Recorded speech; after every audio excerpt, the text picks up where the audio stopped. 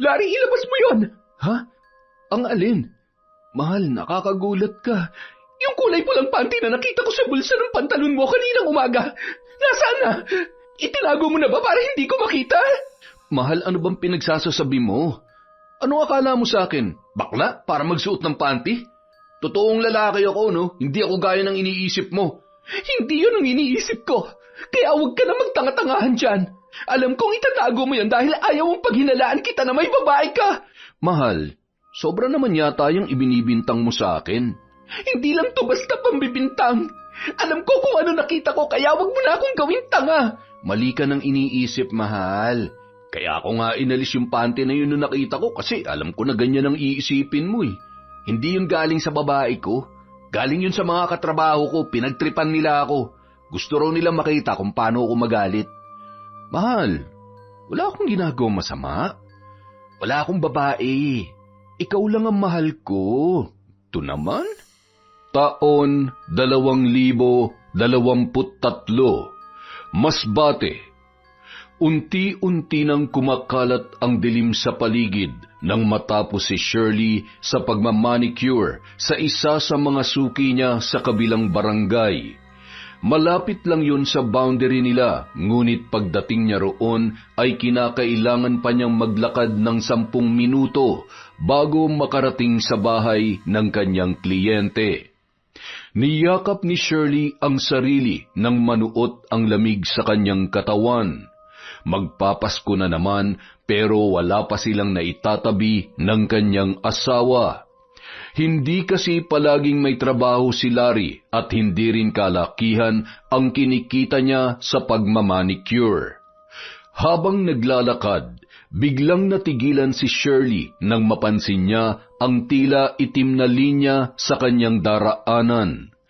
Dahil malayo-layo pa yon, hindi niya mawari kung ano ang nakaharang sa kalsada. Naningkit ang kanyang mga mata para aninagin yon dahil hindi gaanong natatanglawan ng ilaw sa poste ang bahaging yon. Maya-maya pa, napakunot ang kanyang noo nang mapansin na tila yon ay gumagalaw. Nang makalapit si Shirley, natutup niya ang bibig nang mapagtanto na grupo ng linta ang tumatawid sa kalsada. Kaagad siyang napaatras, dala ng takot na makapitan ng mga yon. Saan kaya galing ang mga to? Nagpalinga-linga ang babae sa paligid, ngunit dahil madilim, wala na siyang ibang makita. At nang ibalik niya ang tingin sa kalsada, napakurap-kurap siya na mapagtanto na wala na roon ang mga linta na nakita niya kani-kanina lamang. Sa hindi malamang dahilan, bigla na lamang siyang kinabahan. Minsan na kasing naikwento ng kanyang ina na kapag nakakita raw siya ng grupo ng mga insekto o mga linta at alupihan na nagkukumpulan, isa raw yung palatandaan na may mambabarang na nakatira sa di kalayuan. Ngunit ang kanyang ipinagtataka, wala namang ibang nakatira sa parting yun, kundi ang dating kapitana ng kanilang barangay. Sa kanyang palagay, malabong maging mambabarang ang isang tulad noon na nakakaangat sa buhay at mapagkawang gawa sa mga kabarangay kahit wala na sa pwesto. Wala yung dahilan para makipagkasundo sa demonyo. Lumapit pa siya sa damuhan sa gilid ng kalsada para tingnan kung naroon ang mga linta, ngunit wala na siyang nakita.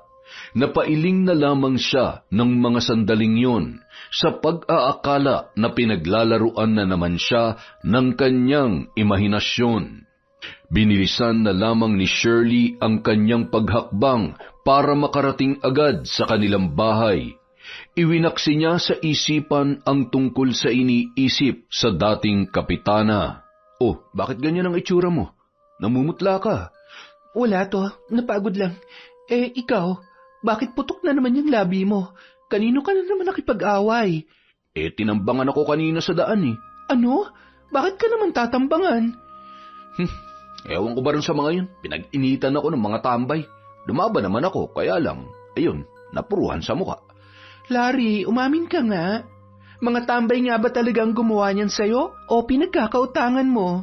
Mga tambay nga. Ba't ba ayaw mo maniwala? Kasi hindi ka kapanipaniwala eh. Sa tagal na natin dito, imposibleng basta ka nalang bubugbugin ng mga tambay. Baka nakakalimutan mong puro tayo problema. Sino na naman bang inutangan mo? At saan mo ginamit yung pera? Wala nga akong inuutangan. Talaga? Baka nakakalimutan mo. Lahat ng utang na hinuhulugan natin ngayon ay dahil sa'yo. Ikaw ang nangutang nun pero pati ako nadadamay sa pagbabayad. Imbis na ilaan ko na lang sa mga gastusin dito sa bahay at sa mga bata, nauubos sa pagbabayad ng walang katapusang utang. Kung makapagsalita ka, parang ako lang ang nakinabang sa inutang ko Nakain at naitain mo na nga ngayong kapakukuda ng ganyan. Responsibilidad mo na magbigay para sa pagkain dito sa bahay. Ikaw ang ama, Larry. Pero halos wala ka nang niaambag dito. Nagtatrabaho naman ako Huwag kang mag-alala. May ipinapagawa si Grace doon sa bahay nila. Maghintay ka lang. Ibibigay ko sa iyo yung sasahurin ko doon. Madalas na pag-aawayan ng mag-asawa ang tungkol sa mga utang ni Larry na nalalaman na lamang ni Shirley kapag may dumarating na maniningil sa kanila. Wala naman siyang problema pagdating sa kanilang relasyon bilang mag-asawa dahil nagkakaayos din naman sila matapos ang ilang pagtatalo.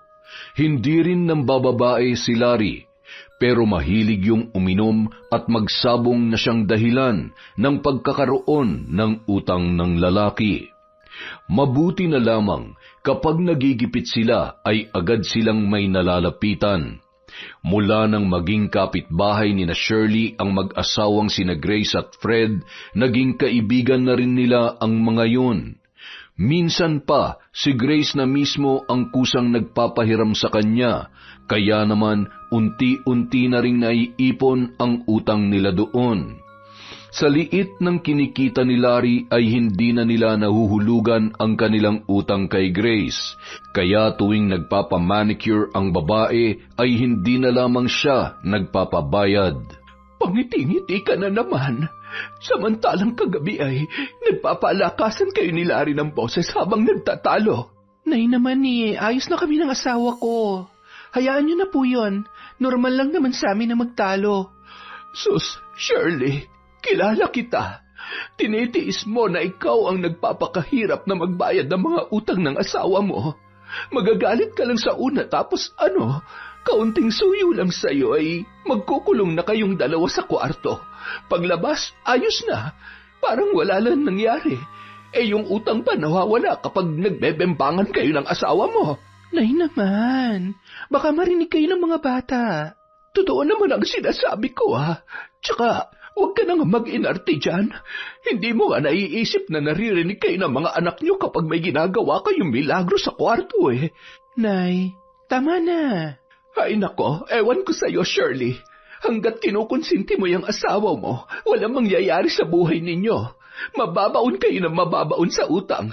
Hindi na ako magugulat kung isang araw ay maghahanap na ng maperang babae ang si Larry. Teka lang, Nay. Parang sobra naman na po yata kayo. Hindi ganong klase ang asawa ko. Oo, puro utang siya pero hindi niya magagawa mang babae. Yan ang akala mo. Pero maghintay ka lang. Makikita mo rin kung ano ang sinasabi ko. Hindi po ako magagawang lokohin ng asawa ko, Nay. Mahal niya ako. Kaya kung pwede suportahan niyo na lang kami. Napailing na lamang si Yula sa sinabi ng kanyang anak. Madalas niya yung pagsabihan tungkol kay Larry, ngunit hindi naman siya pinapakinggan. Gaya ng dati, naghanap na ng ibang racket si Shirley para matulungan sa pagbabayad ng utang ang kanyang asawa, hanggang sa matanggap siya bilang kasambahay ni Alicia, ang dating kapitana ng kanilang barangay. Mas kilala yon sa tawag na kapitana dahil isa yon sa pinakamabait na namuno roon. Mahigit 2 dekada na rin mula nang umupo yon bilang kapitan. At mula nang mawala sa serbisyo, palagi na lamang nasa bahay ang matanda. Hanggang sa nabiyuda na at iniwan ng mga anak na mas piniling tumira sa ibang bansa. Nakikita na lamang siya ng mga taga-barangay kapag kumakatok para humingi ng tulong. Wala nang ibang kasama si Alicia kundi ang kasambahay. Ngunit dahil kinailangan na rin ng pamilya ang naninilbihan, ay napilitan na yung maghanap ng bagong magiging tauhan. Nako, madam, maraming salamat po talaga sa pagtanggap niyo sa akin dito. Malaking bagay po na may regular na akong trabaho. Maliit lang po kasi ang kinikita ko sa pagmamanicure eh. Masaya ako dahil alam kong mabuting tao ang nakuha kong kasambahay. Huwag mong alalahanin ang sweldo dahil tataasan ko pa yon kapag nakita kong masipag ka at hindi laging lumiliban sa trabaho. Hindi mo naman kailangang matulog dito. Pwede kang mag-uwian. Malapit lang naman ang bahay mo. Kailangan ko lang naman ng kasama rito kapag sumasama ang pakiramdam ko. Sige po, kahit tawagan niyo na lang po ako kapag may kailangan kayo, agad-agad ko po kayong pupuntahan. Mukhang matindi ang pangangailangan mo sa pera, iha. May asawa ka na ba? Opo, tsaka may mga anak na rin po kami. Talaga? Ilan ang anak ninyo? 2 po, madam. Kung wala lang po sana kaming binabayarang utang, hindi naman po kami magigipit ng sobra. Pero kadalasan po talaga, napupunta lang sa pambayad yung kinikita naming mag-asawa. Kung hindi nga po dahil sa pensyon ni nanay, baka wala na talaga kaming makakain eh. Kawawa naman pala ang pamilya mo. Basta sipagan mo lang dito, siguradong magtatagal ka. Huwag ka mag-alala. Papayagan naman kitang bumalik kung kakailanganin mo. Naku, salamat po talaga. Napakabuti niyo po, madam. Mula nung matanggap si Shirley sa bagong trabaho, hindi na sila masyadong nakakapag-usap ni Larry. 6:00 ng gabi siya umuwi. Pagod na pagod at ginugugol pa ang oras sa mga marurumi nilang damit para hindi maipon ang mga yon. Matanda na ang kanyang ina, kaya hanggang sa kaunting paglilinis na lamang at pagluluto ang nagagawa noon. Si Larry naman, halos kasunod niya lamang umuwi. Marami ba kayong ginagawa sa bahay ni Grace? Oo, nagpapagawa sila ng extension ng bahay. Magdadagdag pa nga raw sila ng 1 pang kwarto para sa kapatid ni Fred na uuwi galing sa Australia. Sa kanila daw kasi tutuloy. Pero diba hanggang 4:00 lang dapat kayo? Nag-o-overtime na ako para madagdagan naman yung sasahurin kay Grace. Buti na lang may pinapagawa sila, no? Kung wala, matatagalan ka na naman makahanap ng mapagtatrabahuhan. Buti na lang din at natanggap ka sa bahay ni Kapitana. Sinabi mo pa, hindi ko na talaga alam kung saan pa tayo kukuha ng pera eh. Nakakataranta tuloy tuwing may naniningil dito. Ikaw naman kasi, tigilan mo na yung pangungutang para dyan sa bisyo mo. Buti sana kung ikaw lang ang nahihirapang magbayad. Ayang ka na naman sa paninisi mo eh. Pagod din ako. Saglit na nga lang tayo nagkikita tapos ganyan ka pa. Lingid sa kaalaman ni Shirley, hindi lamang alak at pagsasabong ang bisyo ni Larry. Ngunit dahil masyadong maingat ang lalaki ay nananatili pa rin siyang walang alam sa tunay na nangyayari. Kinabukasan, hinintay muna ni Larry na makaalis si Shirley bago siya nagtungo sa kanilang kapitbahay. Kung tatantyahin, 2 bahay lamang ang pagitan nila pero dahil puro tanim na gulay at may mga puno sa loteng nasa gitna, hindi nakikita ang bahay ni Grace mula kina Larry. Pero kahit hindi niya natatanaw yon, ay kabisado na niya ang oras ng pag-alis at pagdating ng asawa ni Grace na si Fred. Pasipul-sipul pa ang lalaki nang pumasok sa bakuran ni Grace. Dala ang mga gamit niya na pangkarpintero. Ang aga mo naman. Nag-almusal ka na ba? Hindi pa nga eh. Alam ko kasing hindi ka pa rin kumakain kaya gusto sana kitang sabayan. Ang lungkot kayang kumain na mag-isa. Si paring Fred naman kasi, lagi na lang nagmamadali tuwing umaga.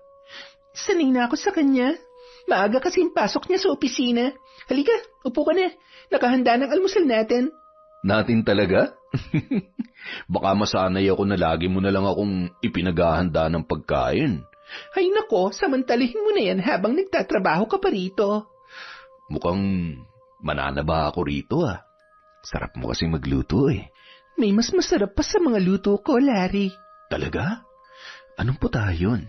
Espesyal na putahe na hinding-hindi mo matatanggihan. Pero saka na lang yon. Itong hinanda ko na lang munang tikman mo. Sarap ng pagkakaluto mo nitong nilagang itlog ah. Ako pa ba? Kahit anong putahe, basta dumaan sa mga kamay ko, mababaliw ka sa sarap. Swerte talaga sa ni paring Fred.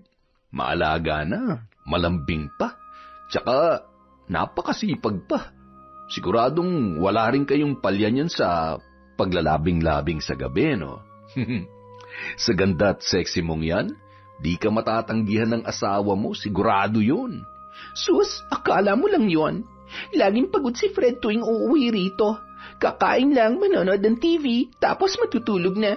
Ganun lang siya palagi. Minsan nga, inaaya ko siya na, alam mo na, pero lagi niyang sinasabi na, saka na lang, babawi lang daw siya ng tulog. Naiintindihan ko naman siya dahil mahirap ang trabaho niya. Pero, paano naman ako? Habang tumatagal, nakakatampo na rin yung ginagawa niya eh. Yun lang. Doon pumalya si paring Fred. Hindi kanya dapat tinatanggihan. Naku, kung akong asawa mo, hinding-hindi kita bibiguin. Buti ka pa.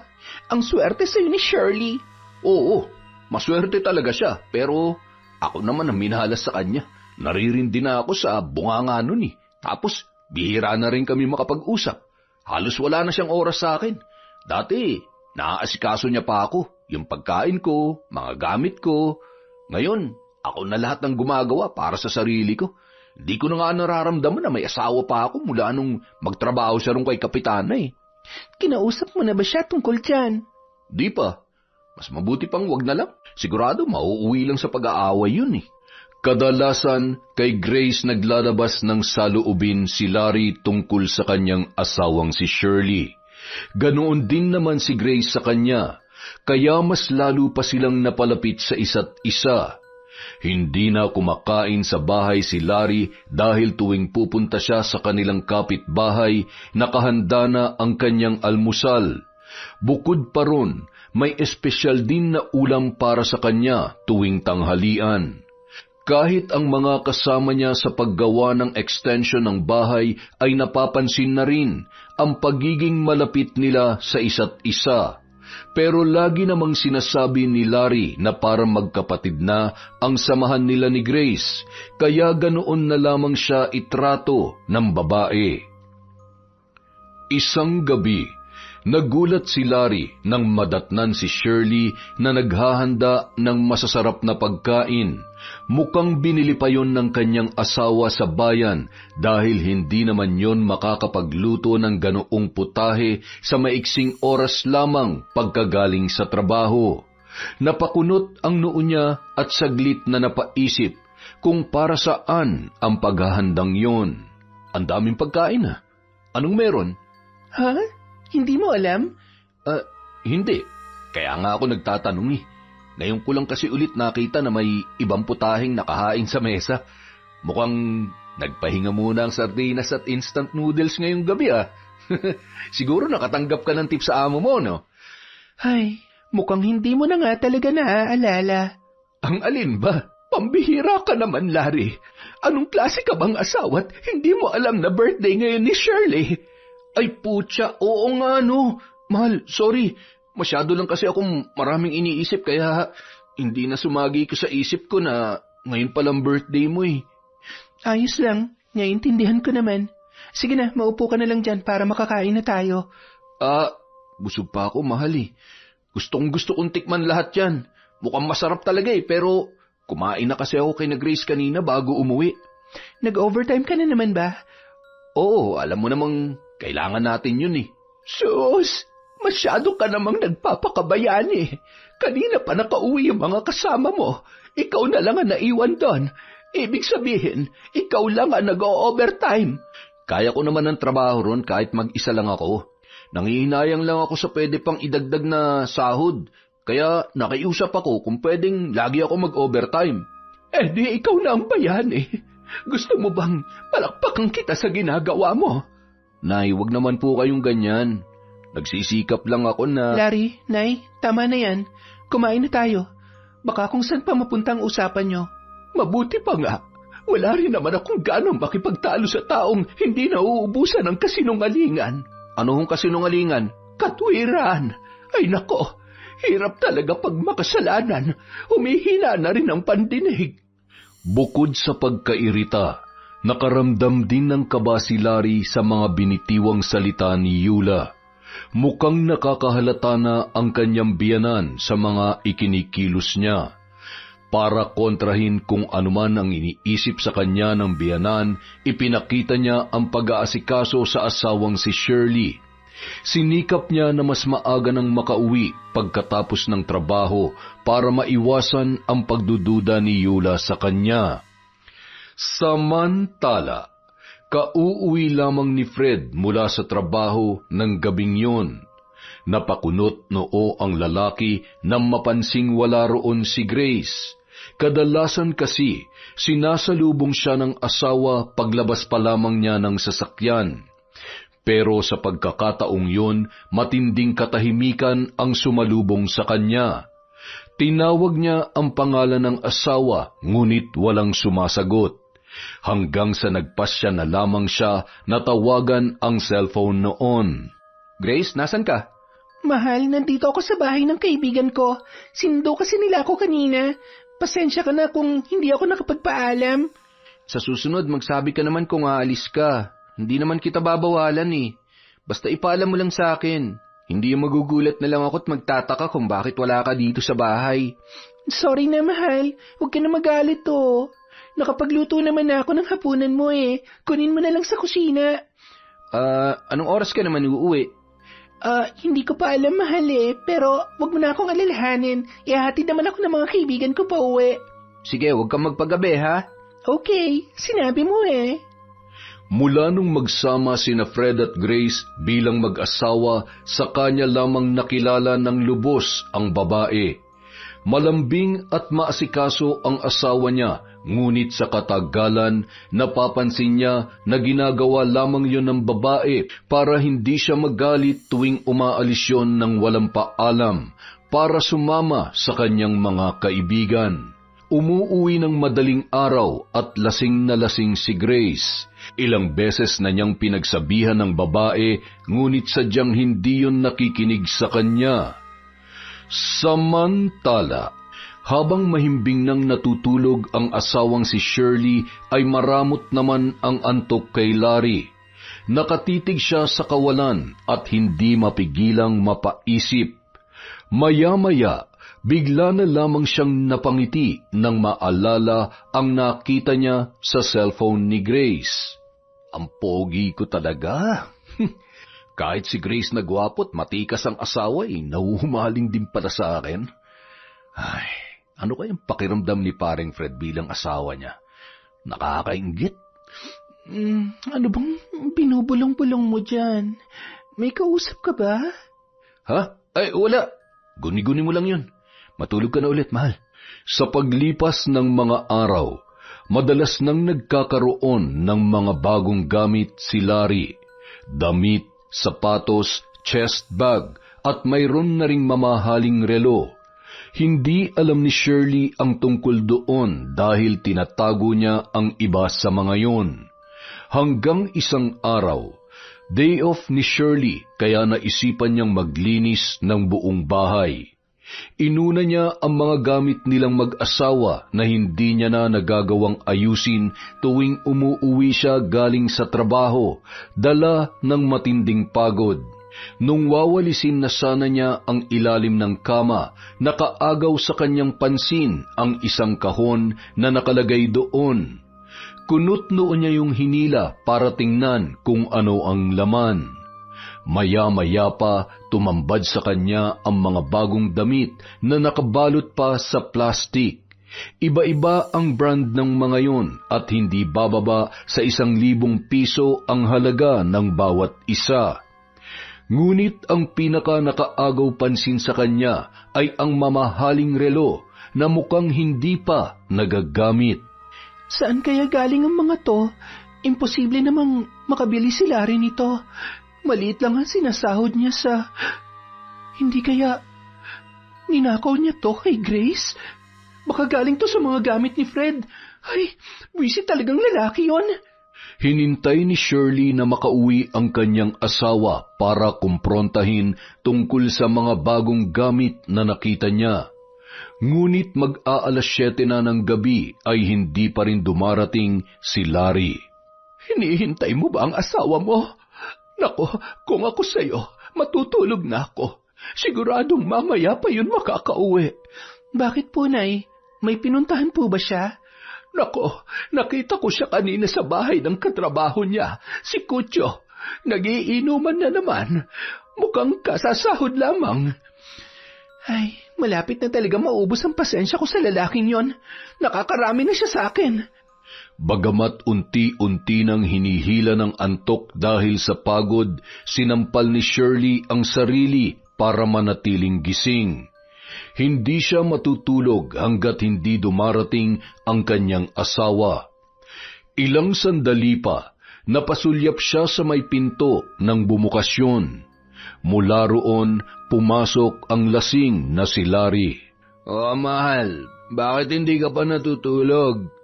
Sa tingin mo makakatulog pa ako matapos kong malaman ang ginagawa mong kalokohan? Mahal, huwag ka naman maingay. Gabing-gabi na tulog na mga kapitbahay natin. Malalayo ang iba nating kapitbahay kaya wala akong pakialam. Ano na naman ba yung kinakagalit mo? Palagi ka nalang galit sa akin. At sino hindi magagalit, ha? Kanino galing ang mga bago mong damit? Mahal ang mga yon, Larry. Puro branded at may mamahalin pang relo. Ba't mo ba kasi pinakikialaman ang mga gamit ko? Baka nakakalimutan mo mag-asawa tayo. Naglinis ako ng buong bahay kanina at kasama ron ang kwarto nating dalawa. Sa tingin mo, wala akong karapatang makialam sa mga gamit mo? Halatang takot ka dahil may itinatago ka. Ngayon, sagutin mo ang tanong ko, saan galing ang mga bago mong gamit? Binili ko yan. Hindi ko lang agad pinakita sa'yo dahil alam ko magagalit ka. Alam kong sasabihin mo na sana ibinili ko na lang ng mga gamit dito sa bahay o ibinigay ko sa'yo para na ipamalengke mo yung pera. Huwag kang sinungaling, Larry.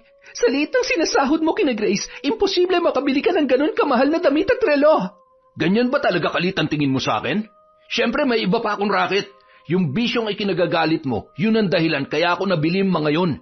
Nanalo ako sa sabong. Sarili kong perang ginamit ko. Masama ba na maglaan naman ako para sa sarili ko? Magbibigay naman ako sa'yo pero sa tono mo, hinuhusgahan mo na ako agad eh. Gusto ko lang naman malaman ng totoo. Nasabi ko na nga, di ba? Nasa iyo na lang yan kung maniniwala ka o hindi. At kung ayaw mo maniwala, bahala ka. Pagod na ako magpaliwanag. Napaluha na lamang si Shirley nung mga sandaling yon dahil gulong-gulo pa rin ang kanyang isipan. May parte sa kanya na gusto niyang paniwalaan si Larry pero batid niyang malas sa sabong ang lalaki kaya malabong doon yon nanggaling. Hindi pa rin nawala ang kanyang pagdududa sa asawa kaya siya na mismo ang gumawa ng paraan para malinawan sa nangyayari. Isang araw, day off muli ni Shirley. Wala rin munang trabaho sina Larry kaya ipinagawa na lamang niya ang kusina ng kanilang bahay. Sa tulong ng sweldo niya kay Alicia ay nakabili na siya ng plywood para ipalagay doon. Habang abala ang asawa, pasimple siyang pumunta sa kapitbahay na si Grace. Naabutan niya yon na abala sa pag-iihaw ng barbecue sa labas ng bahay. Grace? Oy, Shirley, kumusta? Balita ko, may trabaho ka na. Oo. Natanggap ako doon kay Kapitana. Ikaw ba? Eto, housewife pa rin ang role, pero gusto ko na rin makahanap ng trabaho para kumita ng sariling pera. Ang hirap kasi kapag umaasa lang sa asawa eh. Di ba may mga racket ka naman online? Ano na nga bang tawag doon? Nag-affiliate ako, pero hindi rin naman ganun kalaki ang kinikita ko ron, kaya gusto ko pa rin magtrabaho.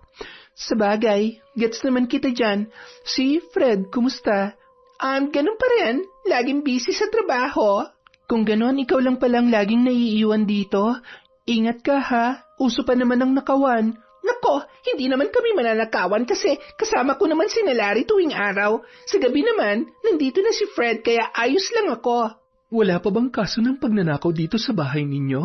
Kahit mga simpleng gamit lang na nawawala. Wala naman. Alam mo ikaw, masyado ka nag-aalala. Palagi naman ako nag-check ng mga gamit sa bahay kaya alam na alam ko kapag may nawawala. Kahit nga 20 pesos lang hinahanap ko talaga eh. Wala palang nakakalusot sa'yo. Baka gusto mong dito ka na kumain. Malapit na maluto tong iniihaw ko. Ha? Nako, hindi na. Sa bahay na lang ako kakain. Ikaw ang bahala, pero huwag ka na sanang tatanggi kung padadalhan kita kahit ilang stick lang nitong barbecue para sa mga bata, Mare.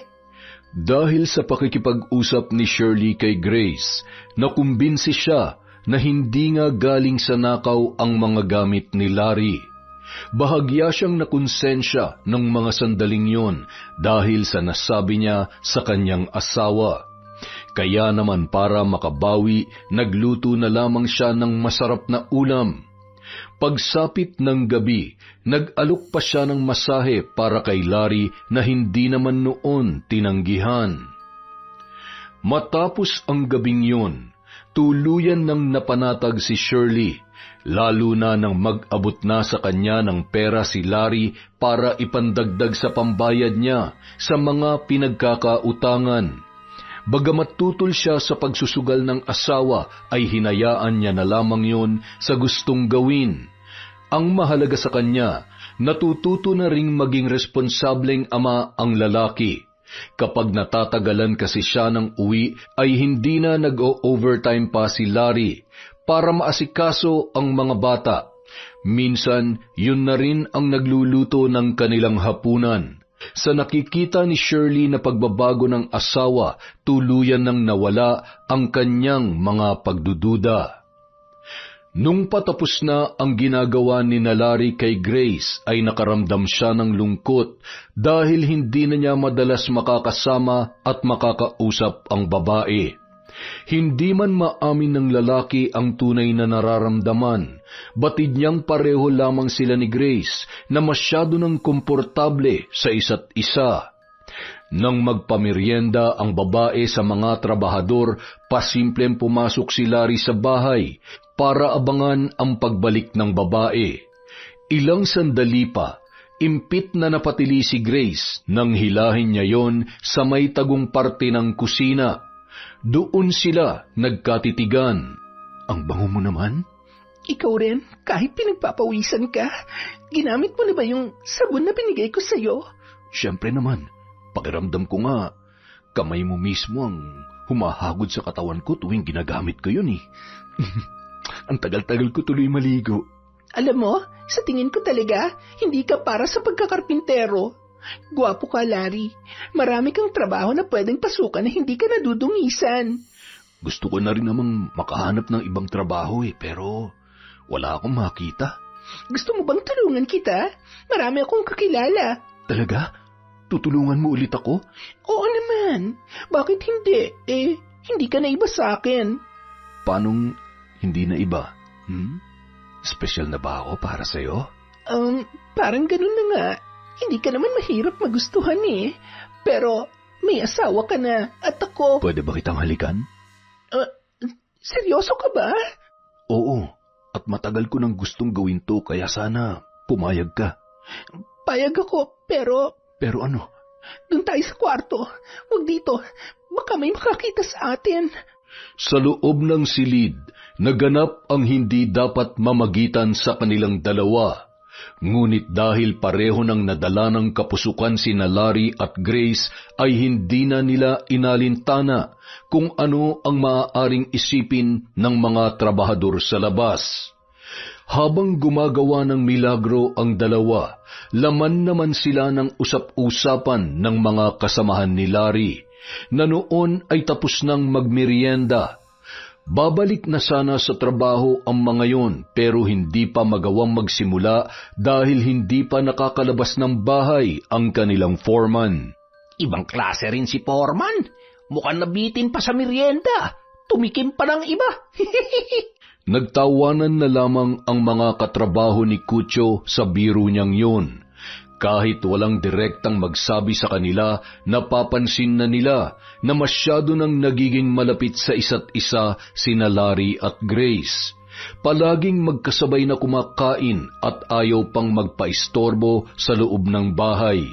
Ngunit dahil sinasahuran lamang sila, pinili na lamang nilang manahimik kesa masangkot pa sa isang malaking gulo. Hanggang isang araw, hindi na nakatiis si Kutyo at nagpasya ng kausapin si Larry. "Himala nagaya kang uminom. Sagot mo pang alak. Sigurado ka bang wala ka pang paggagamitan ng pera kaya may pang-inom ka ngayon?" "Huwag mong alalahanin yung ipinambili ko ng alak, Foreman. Sagot ko talaga yan." "Sabi mo eh. Pero teka, baka naman problemado ka kaya nag-aya kang uminom. Ilabas mo na yan bago ka patamaan ng espiritu ng alak." "Mas delikado kung may tama na ako ng alak, Foreman. Baka mas marami akong masabi." "Ano ba kasi yun?" "Foreman, alam kong iginagalang ka ng mga katrabaho natin. Ang taas nga ng tingin nila sa iyo kasi sa tagal mo na sa ganung trabaho, kitang-kita sa galawan mo na magaling ka talaga. Pero may iba pa kasi silang napapansin sa iyo "Ano naman yun?" "Napapansin na rin ng mga kasamahan natin sa trabaho na palagi kayong sabay kumakain ni Ma'am Grace. Tapos nitong nakaraan lang, hindi ka kaagad nakabalik sa amin kahit mahigit 10 minuto na mula nung matapos ang break time." "Nalilibang lang ako sa pakikipagkwentuhan kay Grace. Kumari ko naman yun eh. Ano bang masama ron?" "Alam mo kasi, Larry, kahit sinong makakita sa inyo, iisipin talaga na may namamagitan na sa inyong dalawa. Halos araw-araw na kayong solo lang sa loob ng bahay. Noong nakaraan nga, sabi mo, magmimerienda ka lang pero ang tagal-tagal namin naghintay. Imposible nagkwentuhan lang kayo dahil narinig namin ang pagtili ni Ma'am Grace." "Walang nangyayari sa amin. Marumi lang kayo mag-isip. Diyan ka na nga." "Larry, paalala lang pareho kayo may asawa. Malaking problema yan pag nagkataon." "Ang mabuti pa, huwag na lang kayong makialam."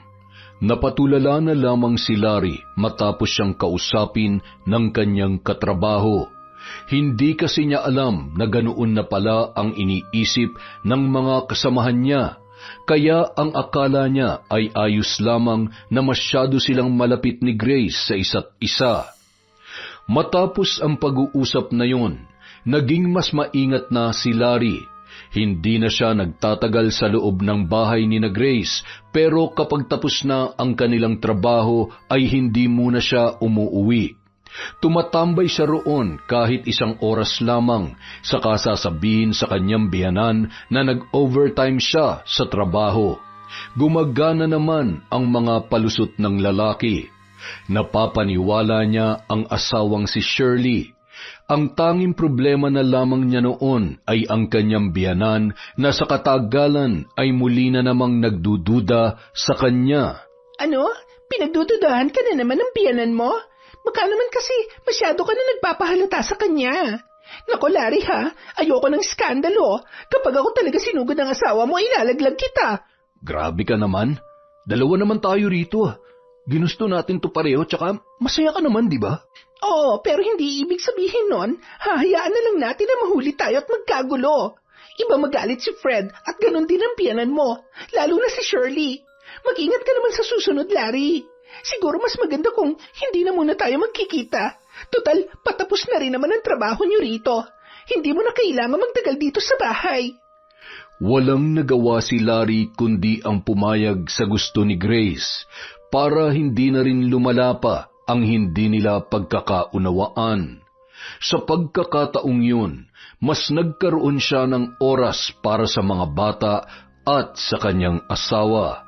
Isang araw, kauuwi lamang noon ni Shirley na masakit ang katawan dahil sa dami ng kanyang nilabhan. Inuubo na rin siya dahil masyadong malamig sa bahay ng kanyang amo. Pagpasok pa lamang niya sa bahay ay nagulat siya nang makitang nakahanda na ang hapunan at inaasikaso ni Larry ang mga bata. "Maaga ka yatang nakauwi." Oo, kaya ako na nag-asikaso ng hapunan natin. Nagluto ako ng nilagang baboy para makahigop tayo ng sabaw." "Bigyan mo ng kamot yung asawa mo, Grace. Baka nilalagnat lang." "Sinanay talaga Gusto ko lang pong bumawi sa asawa ko. Nakikita ko naman kung gaano siya kapagod sa trabaho niya tapos mag-aasikaso pa rito sa bahay pag uwi niya."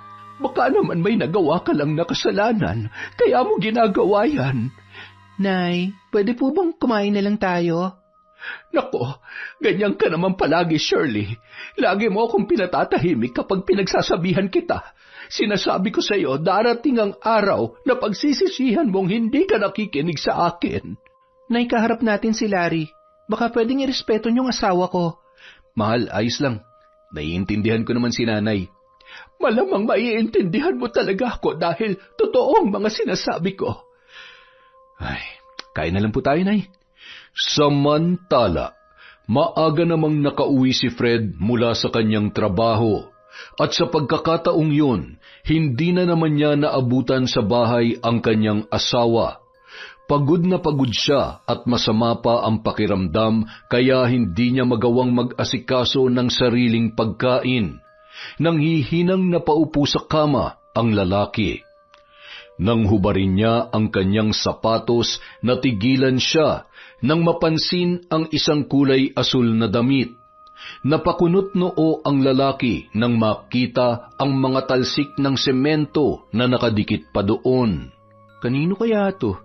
Parang damit to ng trabahador. Nagpapapasok ba ng ibang tao dito si Grace? Ngunit hindi masagot ang tanong sa isipan ni Fred dahil hindi pa nakakauwi ang kanyang asawa. Dala ng galit sa kabila ng panghihina ay kumilos ang lalaki para tingnan ang mga gamit nila sa kwarto para alamin kung may nawawala roon. Sigurado akong hindi basta-basta magpapapasok ng trabahador ditong asawa ko. Mga buwisit na yon, baka ninakawan na kami ng hindi namin alam. Pagbukas niya ng cabinet na pinaglalagyan ng mahahalagang gamit at iba pang alahas, napakunot ang kanyang noo nang hindi niya makita ang relo na regalo ng kanyang boss noong nakaraang taon. Hinalughog niya ang buong cabinet ngunit hindi niya yon makita. Maging ang ilan sa mga binili niyang branded na damit na hindi niya pa nagagamit ay nawawala na rin. Naikuyom niya ang kamao nang mapagtantong sila ay nanakawan. Hindi lamang isa ang alahas na nawawala. Ilang sandali pa, narinig ni Fred ang pagbukas ng pinto. Bakit ngayon ka lang? Napahaba kasi yung kwentuhan namin ng mga kaibigan ko pero hindi na ako uminom ng marami para hindi ako malasing ng sobra. Teka, bakit ganyan ang itsura mo? Masama bang pakiramdam mo? Oo, kanina pa nga kita hinihintay. Ay, sorry ha. Hindi ko kasi alam na may sakit ka pala. Kumain ka na ba? Maghahanda ako ng pagkain. Ipagluluto na rin kita ng sabaw. Sandali. May gusto muna akong itanong sa'yo. Ano yon? Alam mo bang nananakawan na tayo? Ha? Paano mo naman nasabi? Wala namang nawawala sa mga gamit natin Nawawala yung ibang alahas ko. Pati yung relong regalo sa akin. Pati mga bago kong damit na hindi ko pa nasusuot, nawawala na rin. Umalis ka ba ng bahay habang nandito yung mga trabahador? Walang ibang pwedeng gumawa nun kundi sila lang. Teka lang, mahal. Bakit parang sigurado ka? Dahil may nakita akong damit ng pantrabahador doon sa kwarto natin. May mga nakadikit pang tuyong semento. Paano yun mapupunta sa kwarto natin kung wala nakaiwan doon? Aalamin ko kung sinong pumapasok sa kwarto natin. Pasensya ka na kung naging pabaya ako, ha? Hindi na to pwede maulit, Grace, ha? Hindi biro ang halaga ng mga yon. Gagawa ko ng paraan para malaman kung paano nawala ang mga gamit mo, mahal. Bukas, sikasuhin ko yon. Pero sa ngayon, ipaghahanda muna kita ng pagkain, tsaka ihahanda ko na rin ang mga gamot mo. Kung masama ang gabing yon para kay Fred, kabaliktaran naman kay Larry. Gumana ang plano niyang bumawi sa asawa para hindi yun makahalata na may ginagawa siyang kalokohan. Batid niyang kapag nakumbinsi si Shirley ay ipagtatanggol siya ng babae sa sariling ina. Hindi niya kaya si Eula. Hindi niya yon magawang sagut-sagutin dahil masyadong mataas ang respeto niya sa kanyang biyanan kahit madalas siyang naiinis sa pagiging pakialamera noon. Nang mga sandaling yun, katatapos lang ng mainit na tagpong namagitan sa kanila ni Shirley. Humiga sa braso niya ang asawa saka yumakap ng mahigpit. Para sa kanya, mas matimbang pa rin ang asawa pero iba ang sayang na ibibigay ni Grace kahit patagulang ang kanilang relasyon. Ngunit may parte rin sa kanya na natatakot na mabuko ng kani-kanilang asawa ang ginagawa nilang kalokohan. Kinabukasan, katatapos lang maligo ni Shirley at naghahanda na siya sa pagpasok sa trabaho nang may mapansin siya sa maruruming damit nila nang ilapag niya roon ang ginamit niyang tuwalya. Napakunot noo siya nang makita ang kulay pulang tela na nakasuksok sa pantalon ni Larry. Ano to? Teka, panty to ah. Kulay pula pa. Paano to napunta sa pantalon ni Larry? Gigisingin na sana niya ang asawa nang biglang tumunog ang kanyang cellphone. Kaagad niya yung sinagot nang makita ang pangalan ng kanyang amo. Shirley, pwede bang pumasok ka ng mas maaga ngayon? Nagugutom na kasi ako. Gusto ko ng bagong lutong pagkain. Sige po, madam. Papunta na po ako dyan. Napabuntong hininga na lamang ang babae nang sulyapan ang asawa na mahimbing ang pagkakatulog. Nagdesisyon siya na saka na lamang niya kakausapin si Larry sa pag-uwi niya galing sa trabaho. Ngunit sa maghapong paglilinis at pagluluto, hindi maalis sa kanyang isipan kung kanino ang panloob na nakita niya sa pantalon ng kanyang asawa. Kinagabihan, kaagad siyang dumiretso sa kwarto para kunin ang nakitang panloob. Ipapakita niya sana yon para kumprontahin si Larry pero hindi niya nagawa dahil wala na yun doon. Larry, ilabas mo yon! Ha? Ang alin? Mahal, nakakagulat ka. Yung kulay pulang panty na nakita ko sa bulsa ng pantalon mo kaninang umaga. Nasaan na? Itinago mo na ba para hindi ko makita? Mahal, ano bang pinagsasasabi mo? Ano akala mo sa akin? Bakla para magsuot ng panty? Totoong lalaki ako, no? Hindi ako gaya ng iniisip mo. Hindi yun ang iniisip ko. Kaya huwag ka na magtanga-tangahan dyan. Alam kong itatago mo yan dahil ayaw mong paghinalaan kita na may babae ka.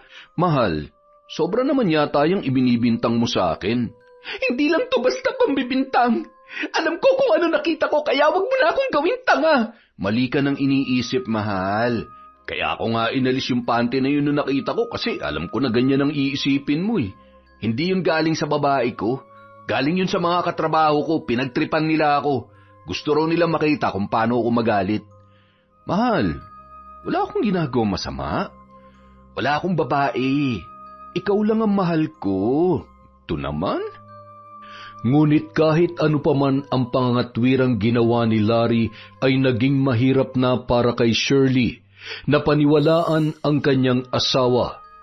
Dahil sa sama ng loob, naisipan niyang maglabas ng saloobin sa kapitbahay na si Grace. Day off tuwing linggo kaya sumasideline pa siya sa pagmamanicure. Sakto naman noon na nagpapalinis sa kanya ng kuko ang kaibigan. Parang di maipintay ang mukha mo, Mare, ah. May problema ba kayo ni Larry? Oo, Mare. Talaga? Tungkol saan? Baka gusto mo i-share. Makikinig ako. Mare, sa tingin ko, nambababae ang asawa ko. Paano mo naman nasabi yan? Nakita ko sa lagayan namin ng maruruming damit noong nakaraan na may kulay pulang panty na nakasuksok sa bulsa ng pantalon niya. Hindi yun sa akin kaya hindi ko maiwasang magduda na may babae nga siya. Naku, ang lala naman yan. Pero sorry Mare ha, paano ba to? Huwag ka sana magagalit ha. Pero paano kung bakla pala si Larry? Imposible yan, Grace. Matagal ko na siyang kilala at hindi tatagal ng ganitong pagsasama namin bilang mag-asawa kung lalaki rin ang hanap niya. Kung ganon, posible nga talaga na may babaeng asawa mo. Pero sino naman kaya? May suspecha ka na ba? Wala pa. Pero hindi ako titigil hanggat hindi ko nalalaman kung sinong babaeng yon. Sisiguruhin ko manghihiram siya ng mukha sa aso kapag nalaman ko kung sinong kumakalantari sa asawa ko. Hindi ako papayag na masira ang pamilya namin nang ganun-ganun na lang, nang dahil lamang sa malanding babae. Naku Mare, huwag ka talagang papayag. Matagal na kayo nagsasama ni Larry, diba? Ikaw ang may karapatan. Ipaglaban mo yon. Tsaka, ang ganda-ganda mo para ipagpalit lang sa iba, ha? Alam mo, mas maganda kung magbalik-alindog ka Kabugin mo yung babae ng asawa mo para muli siyang mabaliw sa'yo. Balik alindog? Teka muna, Mare. Bakit ako mag-a-adjust? Kung sino man ang babae niya, ako mismo mag-a-adjust ng mukha niya para hindi na siya maging kagusto-gusto sa mata ng kahit na sinong lalaki. Napakalandi niya. Tama yan, Mare. Nasa likod mo lang ako. Gawin mo kung ano nararapat para sa mga anak mo yan. Oo, Mare. Salamat nga pala sa suporta mo, ha? Ang bait-bait mo talaga. Ano ka ba? Ganito lang talaga ako bilang kapitbahay. Mapagmahal at friendly. Yung asawa mo, hindi ba siya nang bababae? Sus, sa sobrang busy nun sa trabaho, wala na siyang oras para gawin yan. Mas malaki pa nga yung chance na ako magloko sa aming dalawa eh. Ikaw magloloko? Napakatino mo kayang asawa. Malabong mangyari yun. Tila nabunutan ng tinik si Grace nang mapagtantong hindi naman pala siya pinaghihinalaan ng kapitbahay na si Shirley. Ngunit nang buksan ng babae ang usapan tungkol sa pambababae ni Larry ay nakaramdam din siya ng takot. Kaya naman, nung araw na yon, nabuo ang isang mabigat na desisyon para sa kanyang ikabubuti at ng kanilang kapitbahay. Palihim siyang nakipagkita kay Larry para muli silang makapag-usap. Ngunit hindi yon naging madali dahil bantay sarado na siya sa kanyang asawa. Nagkaroon lamang siya ng pagkakataon nang sabihin niyang kailangan niya ng mamalengke. Larry, ito na ang huling beses na magkikita tayo. Ano? Bakit naman? Nagdududa ng asawa ko. Hindi pwedeng lumala pa yon. Ayoko magkagulo ang mga pamilya natin. Tsaka si Shirley, naglabas na siya ng saloobin sa akin. Nagdududa na rin siya sa'yo at gagawin daw niyang lahat para malaman kung sinong kabit mo. Wala siyang malalaman. Maingat naman ako eh. Talaga? Eh bakit nakita niya yung panty ko na kinuha mo pagkatapos ng ginawa natin sa kwarto namin, ha? Sige nga, ang tanga-tang mo, Larry. Di ka marunong mag-iingat. Wow, makatanga ka naman. Bakit ikaw, nag-iingat ka ba? Kung maingat ka, hindi ka pagdududahan ng asawa mo, pero tingnan mo nangyari. Wala kang alam, okay? Ikaw ang dahilan kaya niya ako pinagdududahan, kaya manahimik ka dyan. Malaki na naging pakinabang mo sa akin, kaya tumigil na tayo. Lahat ng binigay kong regalo, sa'yo na lahat yon. Pero wag na wag mo ipapaalam sa kahit na sino na sa akin galing ang mga yon. Maliwanag? Pero... Wala nang pero-pero. Huling pagkikita na natin to. At huwag ka nang pupunta sa bahay kahit ano pa man ang sadya mo. Kasi kung hindi ka titigil, isusumbong na kita sa asawa ko. Sa kabila ng banta ni Grace kay Larry, hindi pa rin nagpatinag ang lalaki. Pasimple pa rin yung pumupunta sa kapitbahay para makita si Grace, ngunit paulit-ulit naman siyang itinataboy noon. Dahil sa nangyari, hindi na rin nagawa pa ni Grace na makipagkita sa iba pa niyang mga lalaki. Natakot siya na kapag nakipagkita pa siya sa mga yon, mahuhuli na siya ng kanyang asawa. Tulad ng ginawa niya kay Larry, tinapos na niya ang relasyon sa mga yon. Kinumbinsi na lamang niya ang sarili na madali lamang siya makakahanap ng bago kapag naayos niya na ang kanilang sitwasyon. Ngunit isang araw, dumalo ng binyag si Larry. Dahil bongga ang selebrasyon ng inaanak ay sinuot niya ang damit na ibinigay sa kanya ni Grace, pati na rin ang mamahaling relo. Ngunit nung naglalakad na siya pauwi, nakasalubong niya sa daan ang asawa ni Grace na si Fred. Pare, sandali. Uy, pare, ikaw pala. Bakit? May ipapagawa ka ba ulit? Wala. Gusto ko lang sanang itanong kung saan galing yan damit na suot mo. Ang ganda eh.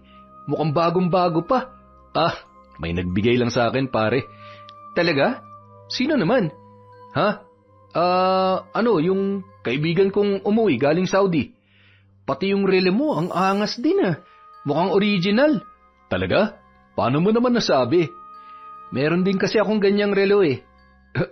Wow! Pareho pala tayong meron nito. Oo, pero pwede ko ba yung matingnan sandali? Sige, para malaman ko rin kung original ba talaga o hindi. Tiningnan ngayon ni Fred at nakita ng lalaki ang nakaukit na initials niya roon. Nung iniregalo kasi yun sa kanya ay pinalagyan din ng initials para mayroong pagkakakilanlan. Kaagad na nanlisik ang kanyang mga mata at buong lakas na hinablot ang kwelyo ni Larry. Uy pare, teka lang. Ano bang problema? Bakit bigla ka na lang nanghahablot ng kwelyo? Hindi mo alam? Nawawala lang naman ang relo ko at kaya ko tiningnan ang suot mong relo para hanapin ang palatandaan ko. Unang kita ko palang duda na ako eh. Hindi lang kasi relo, kundi pati itong damit na suot mo. Ano bang pinagsasabi mo pare? Akin to. Regalo to sa akin kaya imposible yung sinasabi mo. Kung talagang may nagregalo sa'yo niyan, sino yung nagbigay? Ha? Bakit ko naman sasabihin sa'yo? Kita mo na, hindi mo masagot kasi ang totoo, ninakaw mo mga yan sa kwarto namin. Nag-iwan ka pa nga ng ebidensya eh. Iniwan mo yung marumi mong damit na pantrabaho sa kwarto namin ni Grace. Magnanakaw ka na lang, tatanga-tanga ka pa. Napikon si Larry sa sinabing yun ni Fred, kaya nagpambuno ang dalawa habang nagpapalitan ng malalakas na suntok. Yun ang tagpong naabutan ni Grace na noon ay kauuwi lamang mula sa pamamalengke. Ano bang ginagawa nyo? Tumigil nga kayong dalawa. O yan ang asawa mo. Bakit hindi mo siya tanungin ha? Hindi yung basta-basta mo na lang ako pinagbibintangan na magnanakaw. Huwag mo nang idamay ang asawa ko. Magnanakaw ka. Yun ang totoo. Paano mapupunta sa'yo yung mga gamit ko kung hindi mo ninakaw, ha? Huwag mo akong gawin tanga dahil hindi tayo pareho ng utak. Ano, Grace? Bakit hindi ka nagsasalita? Sabihin mo sa kanyang totoo. Sabihin mo na tumigil ka na, Larry. Paano mo nagawa yun sa amin, ha? Naging mabuti kami mag-asawa sa'yo at sa pamilya mo. Tapos magagawa mo pa kaming nakawan? Sobra ka naman. Ano? Teka nga.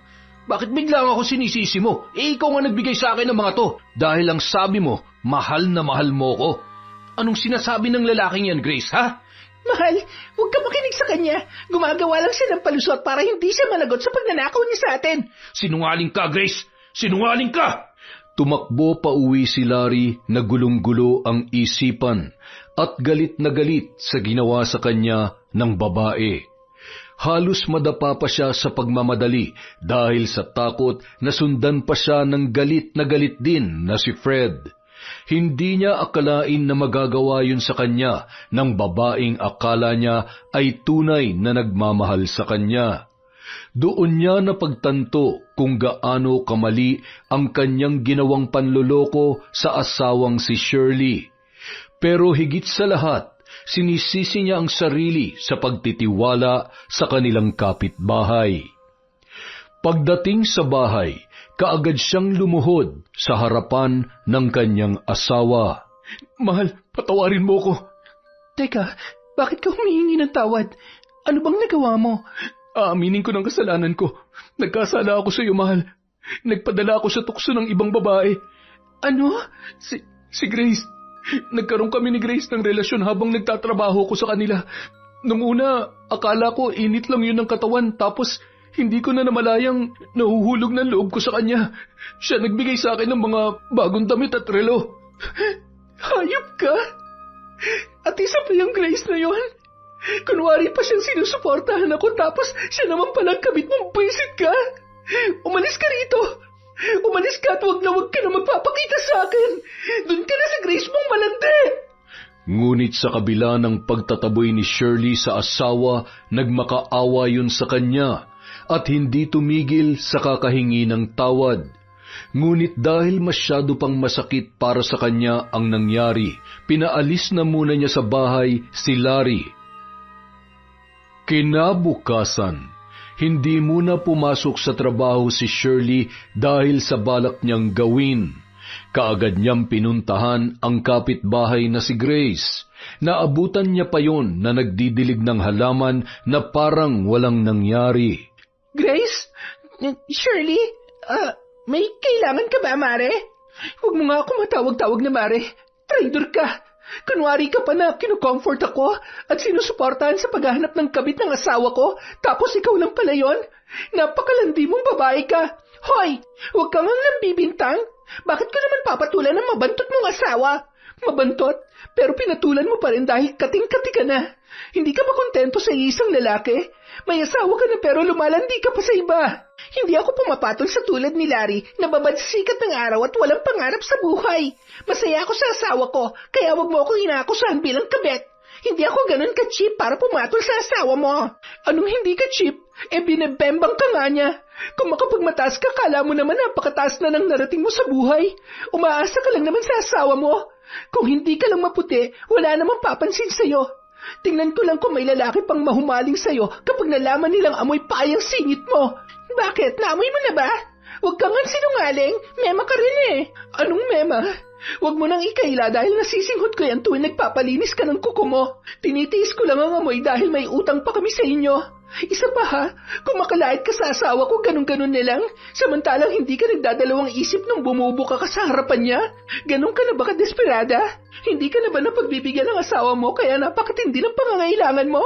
Hindi ako desperada at hindi ko kailangan ng ibang lalaki. Umalis ka na nga. Alis! Bawal ang hampas lupa rito sa bakuran namin. Alis na! Dahil pinagtitinginan na sila ng iba pang kapitbahay na nakakarinig, napilitan ng umalis si Shirley. Ngunit imbis na umuwi ay dumiretso siya sa bahay ng kanyang amo. Naglabas siya ng saloobin sa matanda at mataman naman yon na nakinig sa kanya. Pinagaan ni Alicia ang kanyang kalooban at pinayuhan para sa mas ikabubuti ng kanyang pamilya, lalo na ng kanilang mga anak. Ngunit hindi inaasahan ni Shirley ang huling sinabi ng kanyang matandang amo. Kung hindi mo kayang matahimik at magpatawad, may paraan para bigyan ng leksyon ang babaeng yon. Ano pong ibig niyong sabihin? Shirley, isa kong mambabarang. Pwede kitang turuan ng taglay kong karunungan at ang tamang paggamit ng itim na mahika. Gusto mong pagsisihan ni Grace ang ginawa niya, hindi ba?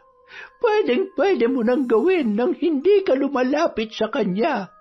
Hindi niya rin malalaman na ikaw ang gumawa ng sumpa, kaya sana pag-isipan mo ng mabuti ang sinabi ko. Hindi inaasahan ng babae ang kanyang nalaman tungkol sa kanyang amo, na ang isang malumanay at napakabait na tao ay may ganoon palang sikreto. Gustuhin man ni Alicia na magsagawa ng ritual, hindi nun ginawa dahil mas nais ng matanda na matuto siya sa paggamit ng itim na mahika.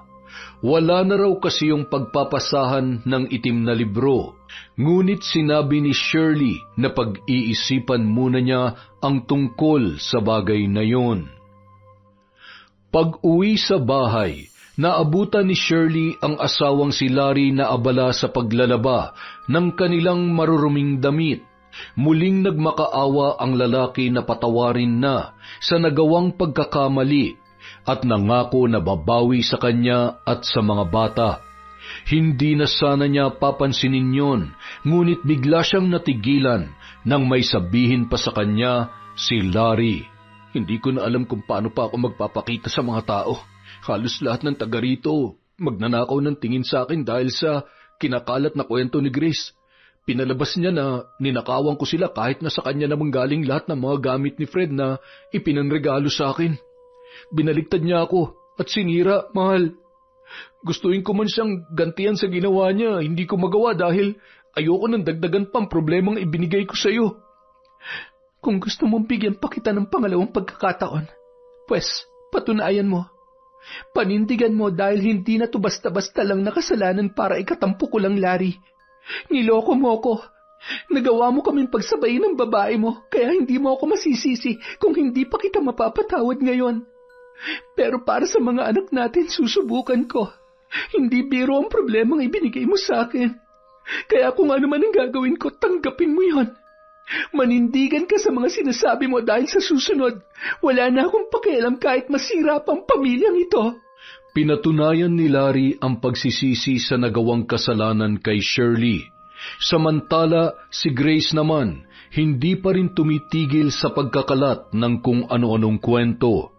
Ngunit sa pagkakataong yun, hindi na lamang si Larry ang sinisiraan ni Grace, kundi pati na rin si Shirley. Ang kapal talaga ng mukha ng babaeng yon. Matapos niyang landiin ang asawa ko, pinapalabas niya pa ngayon na siya ang biktima dito. Ang tagal ko na kasing sinasabi sa'yo. Noong una pa lang, may duda na ako sa asawa mo. Kung naniwala ka lamang sa akin, di sana hindi na tumagal pa ang panloloko nila sa'yo. At sa lahat pa ng taong pwede mong lapitan, si Grace pa. Dahil sa naaapektuhan na rin ang mga bata sa ginagawang paninira ni Grace, nabuo ang desisyon ni Shirley na tanggapin ang inaalok sa kanya ni Alicia. Pagpasok niya sa trabaho ay kaagad niyang sinabi sa amo kung ano ang gusto niyang mangyari. Gusto ko siyang turuan ng leksyon. Sobra ng gulong ibinigay niya sa pamilya ko. Ipinahiya niya na kaming lahat, pati mga anak ko, nabubuli na ng dahil sa iniimbento niyang kwento. Hindi ako papayag na hindi siya managot. Gusto ko mahirapan siya hanggang sa aminin niya ang mga nagawa niyang kasalanan. Ikaw lang ang makakagawa ng gusto mong mangyari, Shirley. Huwag ka mag-alala. Gagabayan kita sa abot ng aking makakaya. Nagulat si Shirley na ang bahay pala ng kanyang amo ay mayroong isang sikretong silid. Doon nakalagay lahat ng mga gamit ng matanda sa pambabarang at sa kung ano-ano pang ritual. Maya-maya pa nakaagaw pansin sa kanya ang ulo ng hayop na nakasabit sa pader. Nagsitayuan ang kanyang mga balahibo nang titigan niya ang mata noon na animoy buhay na nakamasid sa kanya ng mga sandaling yon. Pati ang mahabang sungay noon ay hindi nakaligtas sa kanyang paningin. Lahat ng mga kagamitan sa silid na yon ay kulay itim at napakadilim din ng loob. Maya-maya pa, kinuha ni Alicia ang librong itim saka sinindihan ang mga naglalakihang kandila. Napasinghap si Shirley nang biglang tumambad sa kanya ang simbolong tila nakapinta sa pader ng silid nang mailawan ang buong paligid. Buo na ba talaga ang pasya mo na gawin ito? Opo, madam. Wala na pong atrasan. Handa ako sa kahit na anong magiging kapalit nito. Maturuan lang ng leksyon ang babaeng sumisira sa pamilya ko. Yung asawa ko, kaya ko pang patawarin ngayong pinakikita niya ang pagsisisi niya. Pero si Grace, ni katiting na konsensya sa ginawa niya, hindi ko po nakikita. Kaya tama lang na gawin kong binabalak ko. Tumango-tango na lamang si Alicia. Ilang sandali pa, kinuha noon ang isang punyal na kumikislap dahil sa liwanag na nagmumula sa kandila. Kinuha ng matanda ang kamay ni Shirley at walang sabi-sabing hiniwa ng patalim. Ipinatak noon ang dugo niya sa nakabukas na libro. Kitang-kita niya kung paano kumalat ang pulang likido. Sinundan yon ng kanyang amo ng pag-usal ng mga salita na hindi niya nauunawaan. Ngunit sa palagay niya ay bahagi yon ng ritual. Maya-maya pa nanlaki ang kanyang mga mata nang makitang unti-unting nawawala ang mantsa ng dugo sa pahina ng itim na libro. Huwag kang matakot. Parte lamang ito ng isasagawa nating ritual upang sumarib sa iyo ang espiritu ng kadiliman.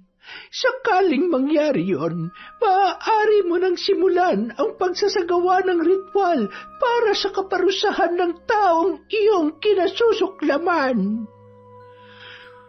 Matapos ang araw na yon, malawak ang ngiting umuwi ng bahay si Shirley. Pakiramdam niya ay nagkaroon siya ng tapang dahil sa nangyari. Wala nang makakaapi sa kanya o sa kanyang pamilya. Ngunit pinili niyang walang pagsabihan ng tungkol doon. Kahit ang inang si Yula ay walang kaalam-alam tungkol sa naging kasunduan nila ni Alicia. Para maisagawa ang ritual, ipinagamit ng kanyang amo ang sikretong silid. Tila may kung anong pumasok sa kanyang katawan nung mga sandaling yun. Naunawaan niya ang mga salitang nakasaad sa libro. Paulit-ulit niyang sinambit ang mga yon habang inilalahad ang gusto niyang mangyari sa kanyang kapitbahay. Kinabukasan, Naalimpungatan si Grace nang marinig ang sigaw ng asawang si Fred. Nakakunot ang noong napatingin siya sa lalaki. Mahal, bakit ka sumisigaw? Ano nangyari sa mukha mo? Ano nilagay mo dyan? Bakit? Tumingin ka nga sa salamin. Maging si Grace ay napahiyaw rin nang tumambad sa kanya ang sariling refleksyon. Mabilis ang paghingang kinapa niya ang naglalakihang mga bukol sa buong muka. Sa dami ng mga yon ay mata lamang niya ang walang latay. Maging ang kanyang mga labi ay tinubuan din ng butlig. Bahagya pa siyang napanghiwi nang hawakan ang mga yon dahil sa tinding kirot. Kaunting dampi lamang sa mga bukol at butlig ay kakaibang kirot na ang dulot noon sa kanya. Dahil sa nangyari, hindi niya magawang lumabas ng bahay, dala ng takot na pagtawanan at pag-usapan ng kanilang mga kapitbahay. Ngunit kahit nakakulong na siya sa bahay ay hirap na hirap pa rin siya.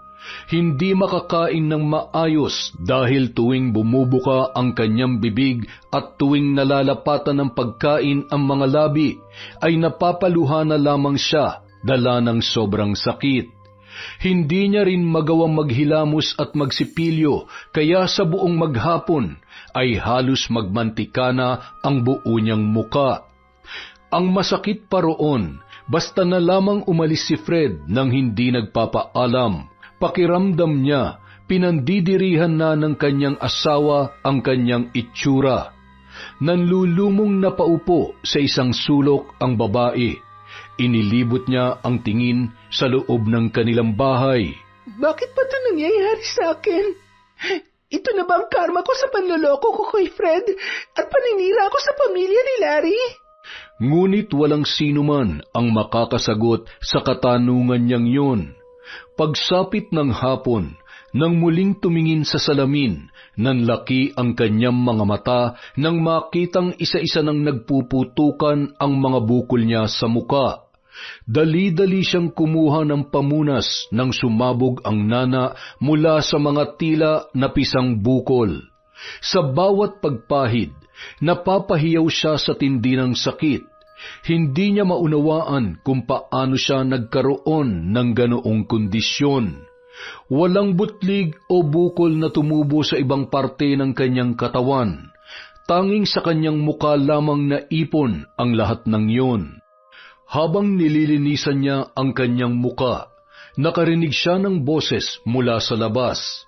Wala sa sariling lumabas siya ng silid para tingnan kung sino ang naroon. Hanggang sa makita niya ang tsismosa nilang kapitbahay na may dalang lutong ulam.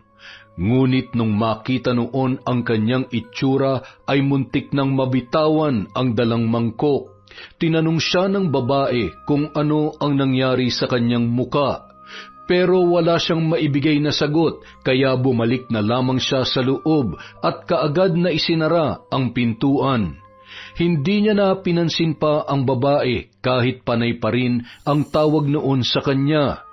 Mabilis na kumalat ang usap-usapan tungkol sa nangyari kay Grace. Marami ang natawa dahil marami na rin palang naiinis sa kanya sa kanilang lugar. Karamihan sa mga kakilala niya ay nakikipagplastikan lamang dahil madali siyang lapitan ng mga yun tuwing may kailangan.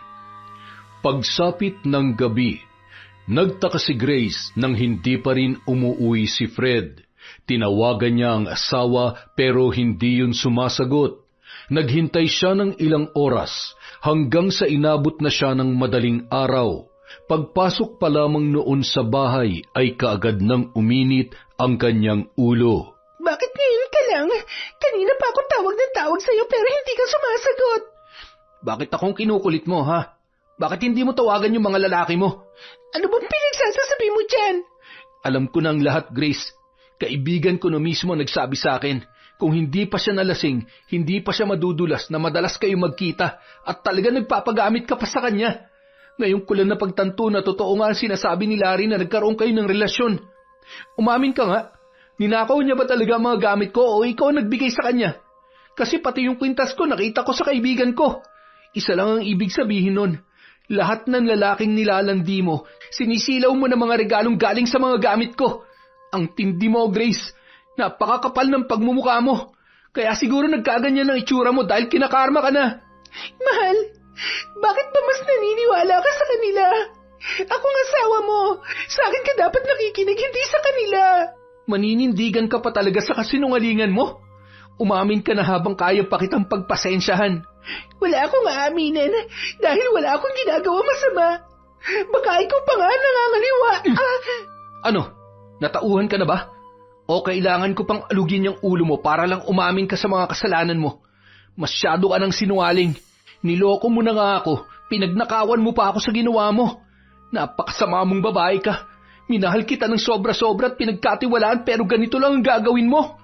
Ngunit sa kabila ng galit ni Fred, hindi pa rin niya nagawang palayasin o iwanan si Grace dahil naging mas matimbang pa rin ang pagmamahal niya sa kanyang asawa.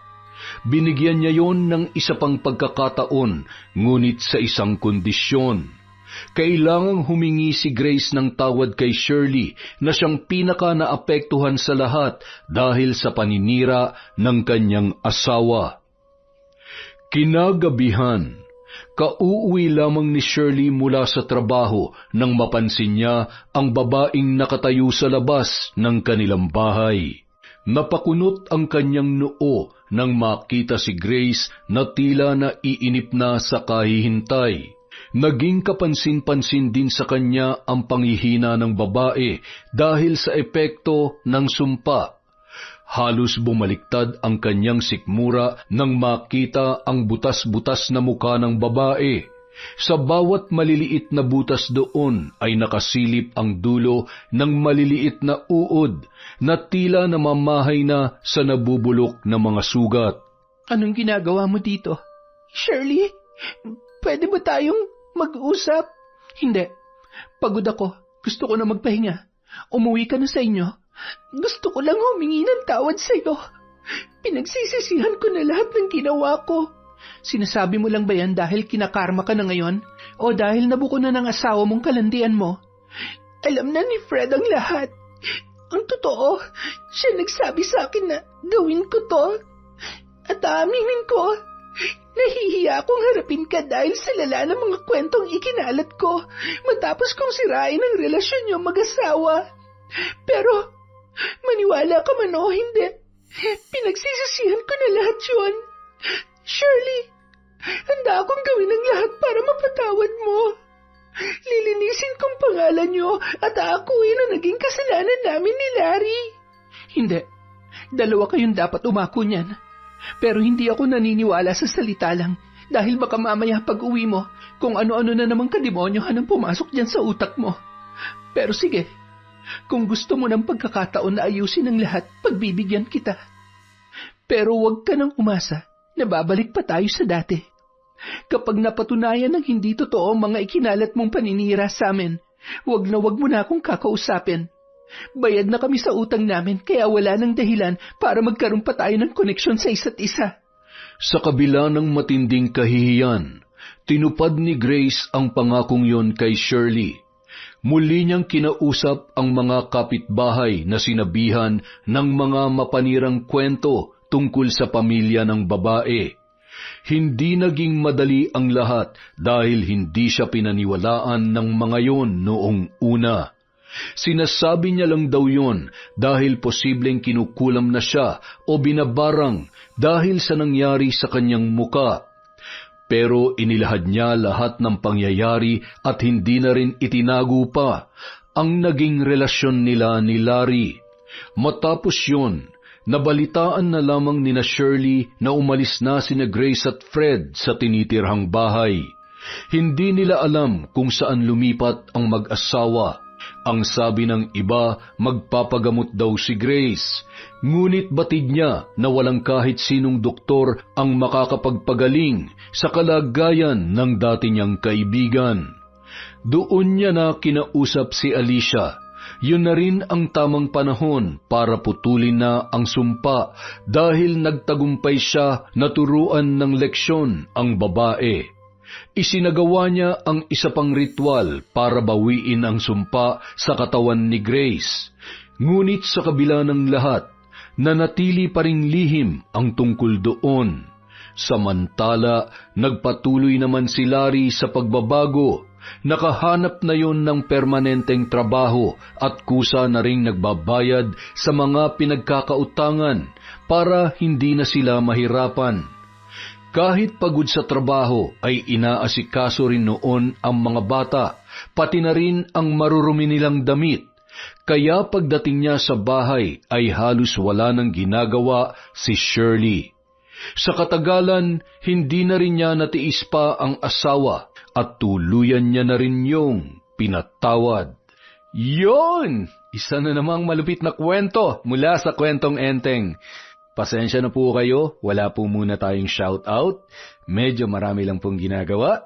Bukas po, babawi tayo sa shoutout. Maraming salamat sa walang sawang pagsuporta sa Kwentong Enteng.